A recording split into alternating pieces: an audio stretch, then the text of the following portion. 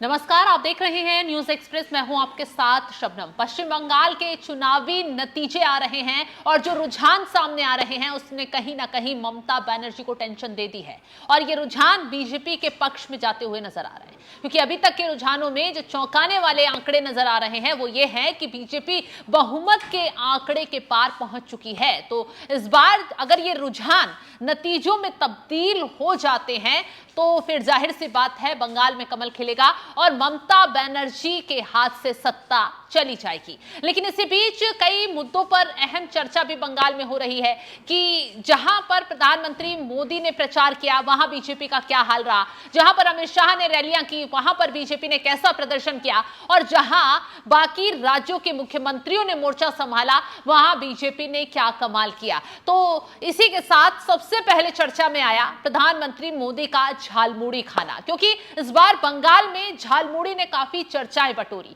सिर्फ बंगाल तक इसकी चर्चा नहीं रही बल्कि बंगाल के बाहर बाकी पूरे देश में झालमुड़ी काफी चर्चाओं में रही है। और आपको बता दें, झालमुड़ी जहां प्रधानमंत्री मोदी ने खाई थी उस इलाके में कैसा प्रदर्शन बीजेपी ने किया। क्या झालमुड़ी खाना फायदेमंद रहा? क्या झालमुड़ी ने वाकई टीएमसी को मिर्ची लगाई या नहीं लगाई? तो आप जान लीजिए, जो जहां प्रधानमंत्री मोदी ने झालमुड़ी खाई थी वो बेसिकली जो इलाका है झारग्राम का इलाका है और आदिवासी बहुल्य इलाका है। वहां पर बड़ी खबर यही आ रही है कि वहां पर बीजेपी ने बढ़त बना ली है। 9000 के आसपास वोटों के अंतर से बीजेपी के जो उम्मीदवार हैं लक्ष्मीकांत साव वो आगे चल रहे हैं। तो सोचिए, प्रधानमंत्री मोदी का झालमुड़ी खाना बीजेपी के लिए फायदेमंद साबित हो गया है। इस सीट पर कहीं ना कहीं टीएमसी को बड़ा झटका लग रहा है। अब सोचिए, जब प्रधानमंत्री मोदी उस दुकानदार के पास पहुंचे थे झालमुड़ी खाने तो टीएमसी ने कैसे इस मुद्दे को ट्रोल किया था। ममता बनर्जी तक चुनावी मंच पर खड़ी होकर प्रधानमंत्री मोदी को घेरते हुए नजर आई थी। कहा था कि ये दिल्ली से आकर यहां झालमुड़ी खाकर जनता को बहकाने की कोशिश कर रहे हैं, जनता के पीछे माहौल बनाने की कोशिश कर रहे हैं। झालमुड़ी से आप क्या दिखाना चाहते हैं? हिम्मत है तो यहाँ का माछ भात खाओ, मतलब मछली और भात जो वहां ज्यादा खाया जाता है, ट्रेंड में जो लोगों की भावनाओं से जुड़ा भी एक मुद्दा है, उसको लेकर ममता बनर्जी तंज कसती हुई प्रधानमंत्री मोदी पर नजर आई। उसके बाद क्या हुआ? बीजेपी के कुछ कैंडिडेट देखिए मछली हाथ में लेकर प्रचार करते हुए भी नजर आए थे और दिल्ली से जो प्रचार करने नेता मंत्री पहुंचे थे उन्होंने बाकायदा मछली खाकर ममता बनर्जी को जवाब दिया था कि हम यहाँ पर माछ भात भी खाएंगे, यहाँ झालमुड़ी भी खाएंगे, जनता से भी जुड़ेंगे, जनता से बात भी करेंगे। और उसका नतीजा देखिए, अब नतीजों के दिन नजर आ रहा है।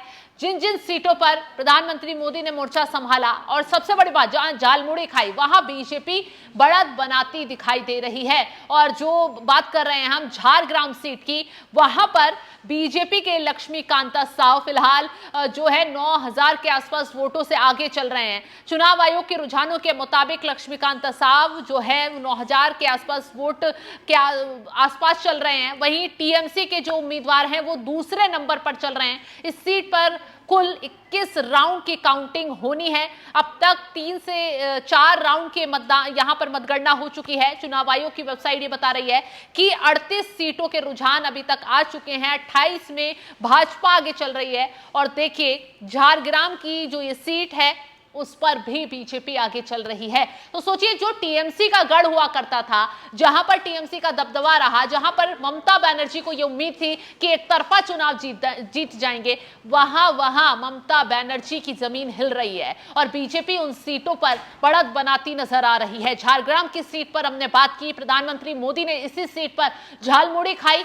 बीजेपी यहां बढ़त बना रही है और टीएमसी यहां पीछे जाती नजर आ रही है। तो फिलहाल आगे की अपडेट भी हम तमाम सीटों को आपको देते रहेंगे, क्योंकि रुझान जो सामने आ रहे हैं वो सीधा सीधा बीजेपी के पाले में और ममता के खिलाफ जाते दिखाई दे रहे हैं। और यही वजह है कि ममता बनर्जी ने अब तमाम पार्टी नेताओं ने चुनाव आयोग को निशाना बनाना, ईवीएम पर सवाल उठाना शुरू कर दिया है। केंद्रीय बलों को इस बार टारगेट सीधा सीधा कहा जा रहा है कि जिस तरीके से इलेक्शन कमीशन ने सेंट्रल फोर्स को यहां तैनात कर घेराबंदी की, उन्होंने टीएमसी के वोटरों को डराया, टीएमसी के लोगों को बंधक बनाया और देखिए किस लेवल लेवल पर गड़बड़ी करने की कोशिश की गई। इस तरीके के आरोप टीएमसी के लोग लगाते नजर आ रहे हैं। अब जाहिर सी बात है, हार दिखाई दे रही है तो हार की बौखलाहट भी बाहर आएगी। फिलहाल जो अपडेट हमने आपको दी है उसको लेकर आप क्या कुछ राय रखते हैं, कमेंट बॉक्स में जरूर बताइएगा। और तमाम बड़ी खबरों की अपडेट के लिए आप हमारे साथ जुड़े रहें। नमस्कार।